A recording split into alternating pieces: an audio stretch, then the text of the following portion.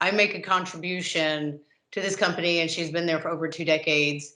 And it's just like I don't feel appreciated or valued. And that goes, both ways, like valuing what you do for a company, but in turn, the company, the managers, leadership has to value those who contribute to their mission, whether you're an outside PR company or whether you're, an internal person in HR. There's all, part of a whole that, that's why they started the company in the first place, to serve a certain audience. And everybody that they hire, be it internal or outsourced, plays a part. In this episode, I'm going to introduce you to Kelly Reeves. I don't personally know Kelly, but we are in a Facebook group with about 20,000 other people in PR, and she posted something in January that caught my eye, and I thought that a lot of people could relate. There were a lot of comments from people in the group who was like, perfectly said, I feel like this too, blah, blah, blah. So I wanted to have her on to just kind of break it down. Part of the post that got my attention that I will read to you says this: for the longest time in PR, I felt it was my job to get my clients in the media, to get their products, company, executives, mission, etc. in top-tier publications. I saw no deeper purpose in all that. I didn't see how I personally was making any kind of impact or difference in the world. It was just grind, grind, grind, pitch, pitch, pitch, put up with low-paying and demanding clients, a fickle, bitchy media, chase invoices, hustle for new clients, and hope I didn't get fired by my current ones. Then she goes on to say how she threw in the PR towel around COVID, and she started seeing a deeper purpose and meaning to what she did over those 30 years in PR. And she talks about some of her successes, and then she finishes off by just saying how she's tweaked what she offers clients, changed her business around so she feels good about what she's doing and her clients feel good about it. And she ends with, I got to be a part of helping them make an impact in the lives of their audience, customers, or clients. I wish I realized this a long time ago. It would have made my job a lot more pleasurable and meaningful. I guess I get to look back on it now and realize it was far more than the day-to-day minutia of PR and all of the other nonsense that goes along with us. I know PR can be a grind, but you have such distinct talent and purpose. There is far more to it than just the job. And obviously, if you're not in the PR space, maybe you don't completely get it, but it is a thankless job many times, and we get into that in this episode. But I just wanted to read part of the post to you to put into some context what we're talking about in this episode. Ever wonder how some people seem to get all the media coverage, but you don't? Go behind the scenes with a TV reporter, national on-air host, a news contributor who has interviewed celebrities, took you inside the Versace mansion, and even stood on a chair to interview basketball legend Alonzo Mourning. Get ready, because Become a Media Maven is the podcast where Christina Nicholson is sharing secrets from her years in front of the camera, in the editing booth, and now behind the podcast mic. Kelly, welcome to the Become a Media Maven podcast. Thank you. Thank you so much for having me. I'm excited to have you. I mean, we don't know each other. We're just in a Facebook group with a lot of other people in PR. Yeah. And you posted something and I was like, oh my God, I love what she said. I have to have her on my podcast to talk about it. So tell me you don't have to read it word for word if it's not in front of you, but what is the post, what does it say? Give me an overview so people can know what our conversation is going to be about today.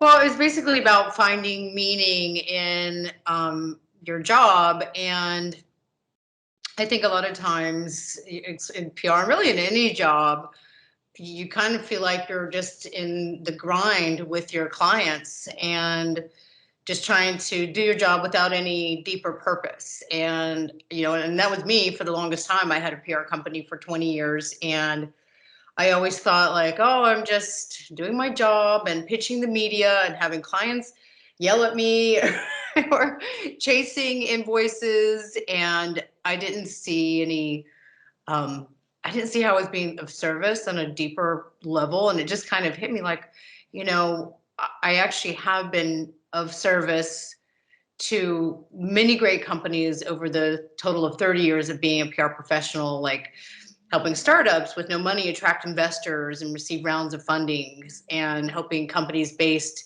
overseas realize the quote American dream and open offices and thrive in the US, and helping company with no brand presence gain awareness and place their products in top retailers, or seeing a company client, especially a small company, in their excitement when they saw their name or product and a big outlet like Forbes, Today Show, In Style, USA Today. So it was just a realization that I was making a difference in someone else's life or their company, so they could realize their own vision and their dreams. So that's kind of what it was about.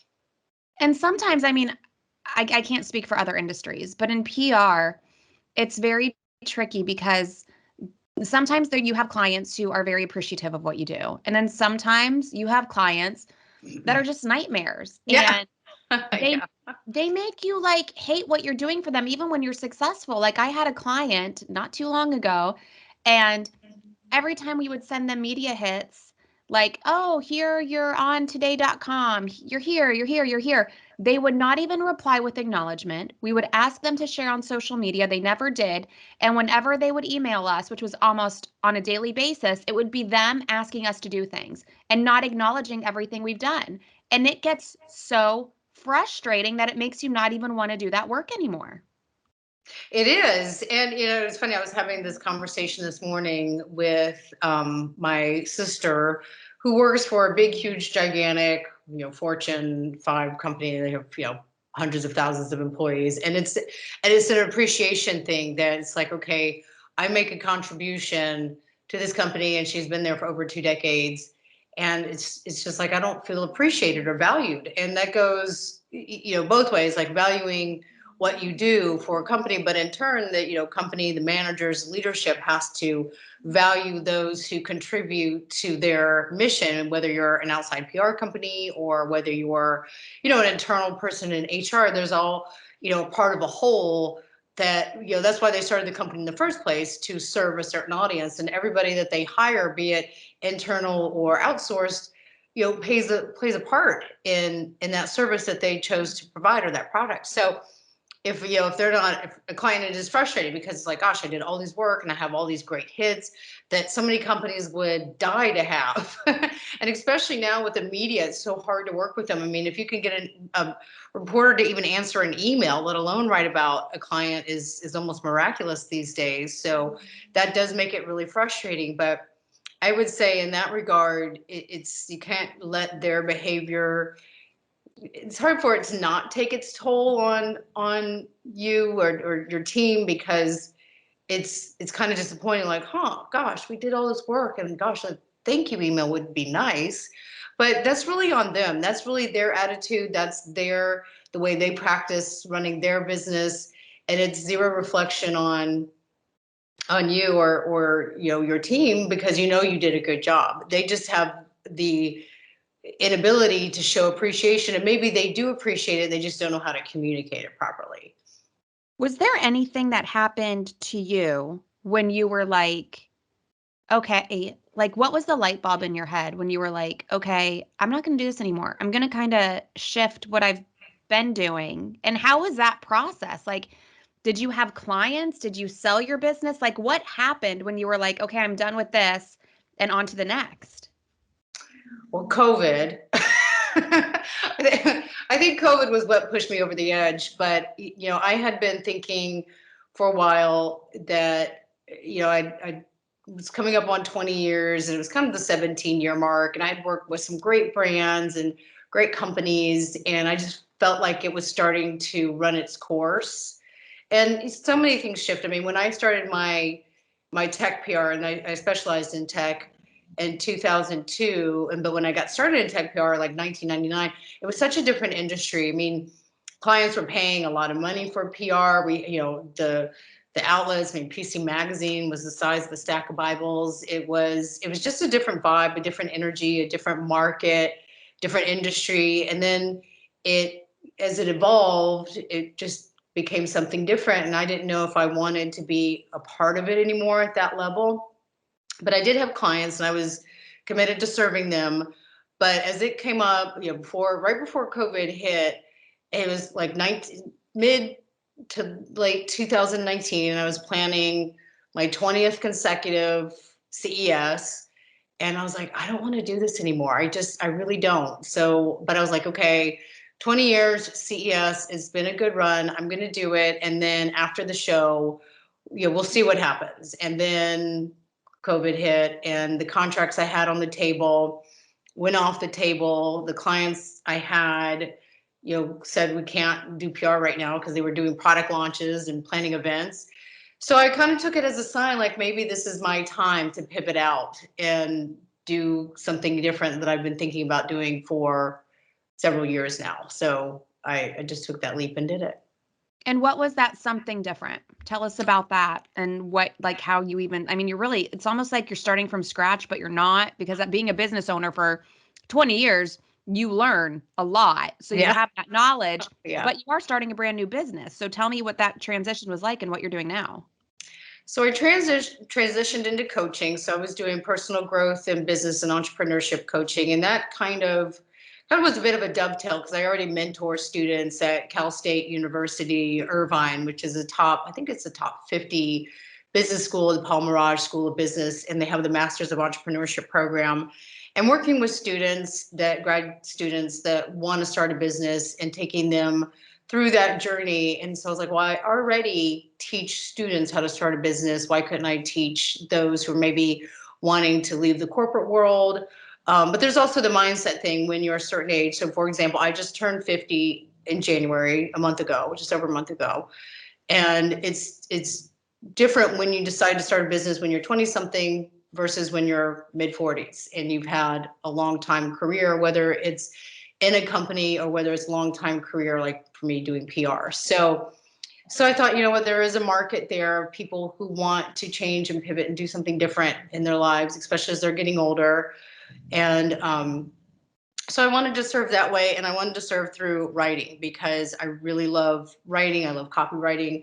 I love using words to engage and inspire. So I started dedicating more of my time to writing and copywriting and starting a blog and then freelancing for other PR agencies and serving in that way. And then I started a book, but then I sold my home and moved and 4 hours away, and that book kind of got put on hold. But but yeah, so right now I'm focusing just on coaching and writing. Okay. And then how are you getting your clients? Because there is a bit of overlap between PR and writing, but now it's almost like you're starting over with your client base. Or did you go back to past clients? Like, how are you filling up your roster of clients?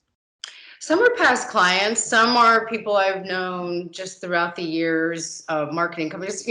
Everyone needs good writers, and a lot of PR companies hire me. A few I started working with and czars that are like, wow, we always need a guy, especially the tech space, because it is really specialized. And being able to take complex concepts in say a technology product, be it a B2B product or even a B2C product, and to write it out in layman's terms so their audience can grasp it and get their head around it. And so I've had a lot of PR companies that outsource their writing, and they've come to me, and I have the advantage of having been in PR for so long. They're like, oh, well, you know how to write press releases, or you know how to take a look at a quick startup guide and see what step might be missing for an end user, or you might a white paper or something like that. And then members of the media. I'm a copy editor for Authority magazine, and so they will do the interviews and send them to me, and I'll edit the interviews and clean them all up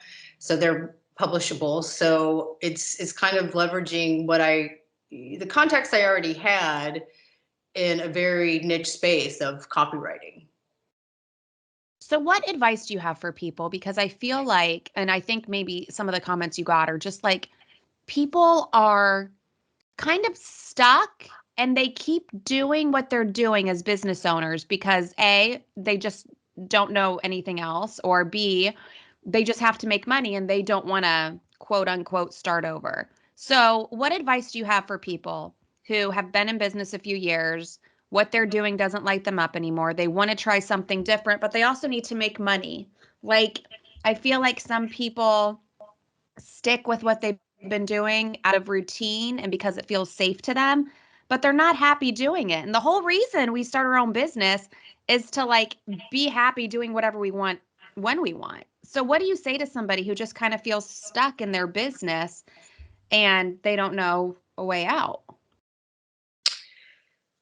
So there's several things they can do. I'm big on journaling, and I'm big on gratitude. So it's okay. I'm not happy with my business, and I had to do this with the PR side. Like, how do I show appreciation for all it gave to me, this career? And it was great contacts. I made really good money. I was able to buy a beautiful home, have nice cars. I could travel the world. So those are things that I when I started looking back and appreciating all that it had to offer, it gave me a lot of different perspective on it.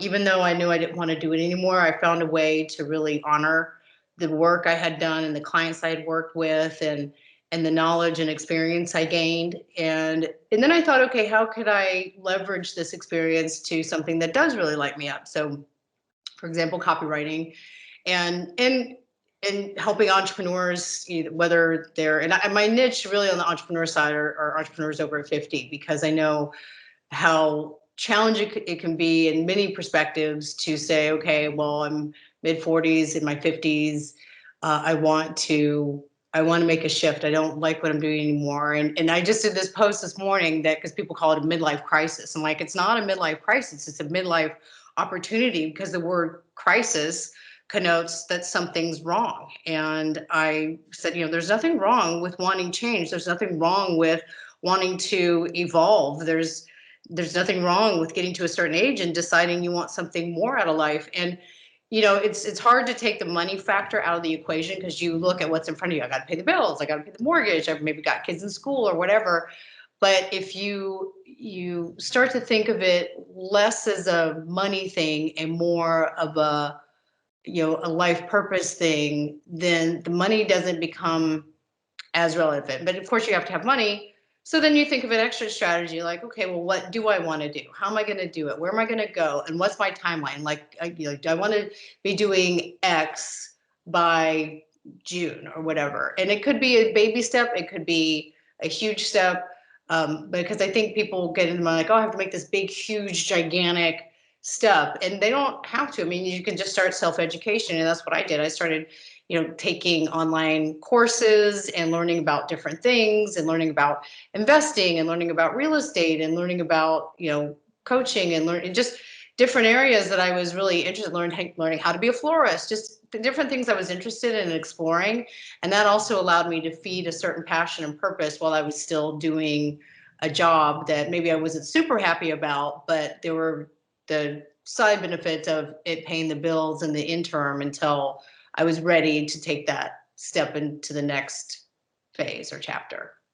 I love that. I always tell people you have to have a side hustle, because I feel like if you leave your full-time job or even your full-time business to do something else without side hustling first, then that new thing isn't going to be fun, because you're going to be so stressed out trying to make money, because you have to make money. So if you don't have a safety net, I mean, I think that's fantastic advice. So how long have you been doing this? When did you like pull the plug on the switch? Because like we're still in COVID, so we can't just say COVID anymore, because this thing is lasting years. So when did you? I mean, I guess it probably was just something that took place over a few months. I mean, you tell me when you were like, okay, I'm done with PR, and now I'm going to business coaching and copywriting.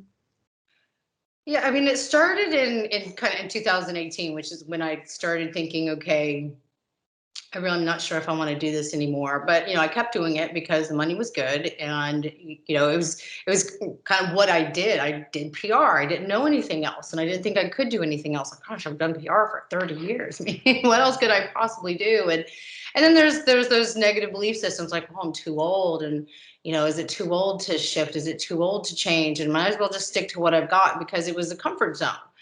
And it was when we were on lockdown, and all of the clients I had and all the potential clients contracts, closed everything. I was like, okay, well, the money came off the table then, because I'm like, well, I'm not making any money right now because nobody's paying me, because I just lost all my clients because of a global pandemic. So that almost made it easy for me because I didn't have that income coming in anymore.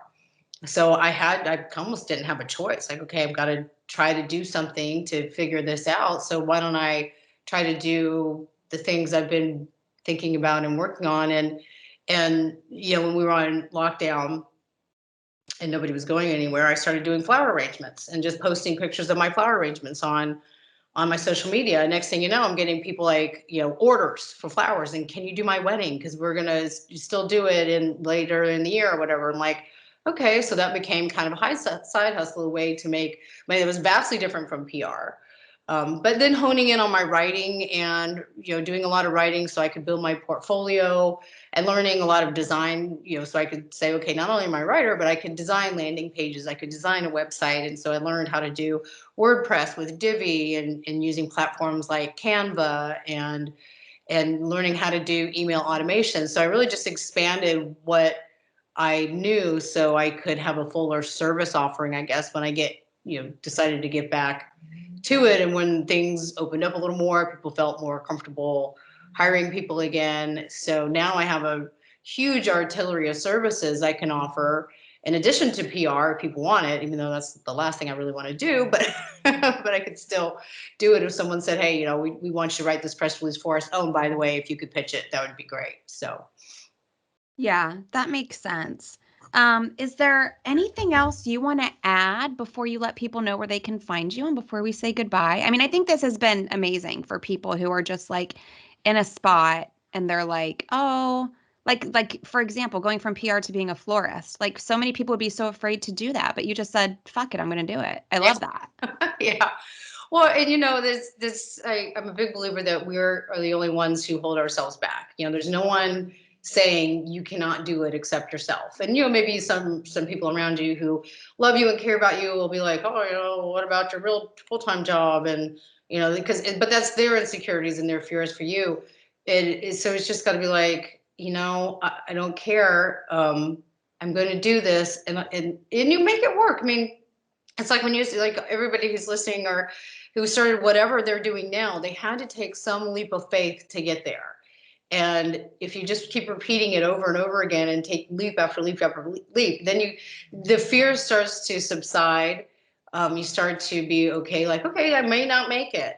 And I may have tried this out and it didn't work out, but what did I learn from it? What can I take away from it? And how can I leverage it for something else that might be a lot more successful? But it's really just the ability to get out of our own way and stop telling ourselves that we can't, and putting the negative what ifs, and then, well, what if I fail? What if it doesn't work? And putting in the positive what ifs, like, what if it works? What if it's huge success? What if this leads to some great new opportunity that I never would have thought of before?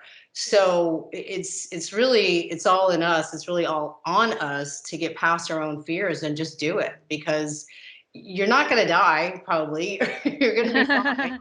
It might be stressful. There might be some turbulent waters, but at the end, you're going to make it, and you're going to be fine. And you never know what greatness could come out of it.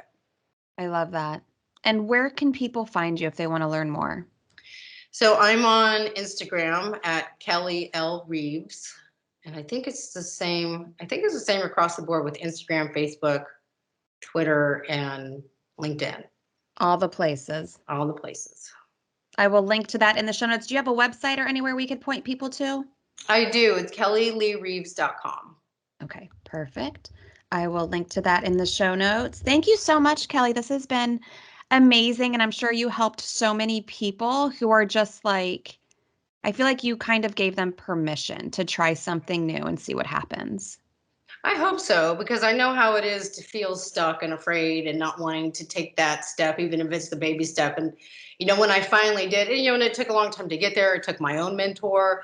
It took a lot of soul searching and and just finding and getting to a place. So, people can get there if they're willing to be open-minded and give it a shot. But, I know how much it sucks to be stuck in that place. And if I could help someone just even crack open a book that will help them, or just say, okay, you know what, I'm going to send this one email out, or I'm going to do this one thing today, then I feel like I have served a purpose. I love that. Thank you, Kelly. Thank you so much. Have a wonderful day. Thank you so much for listening. As always, you can find everything you need to know about Kelly in the show notes. And I will see you soon here on another episode of Become a Media Maven in just a couple of weeks.